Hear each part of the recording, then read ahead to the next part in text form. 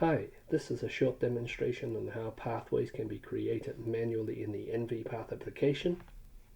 We can start by navigating to the Pathway tab on the top menu, and then we can expand the Actions menu and create a new pathway here. We have to ensure that we select the Build Pathway option, and then we can enter a name of our choice for the pathway. We can create an initial compound of the pathway by entering a smile string. We can use the render option to check whether we've entered it correctly. And when everything's ready, we can click the submit button down the bottom. And now we've created a pathway of one single compound. Now we can use the edit menu to add a second compound. We create it in a similar way by entering a smile string. We use the render button again to check whether we've entered it correctly. And then when everything's ready, we can click add at the bottom.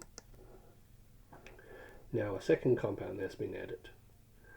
We can then use the edit menu again to add a reaction between the compounds. We select the edux and products for the reactions accordingly.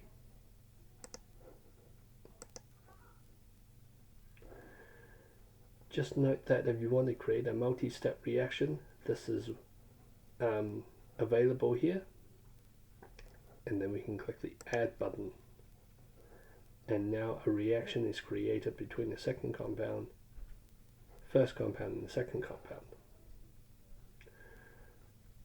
Now, a pathway created is usually stored in the default package selected for the user that has logged in.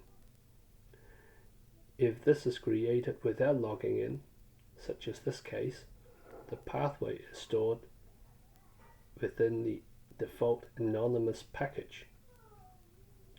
Now, if we click to the anonymous package, we click pathways, we see the pathway we've just created. Thank you for your attention.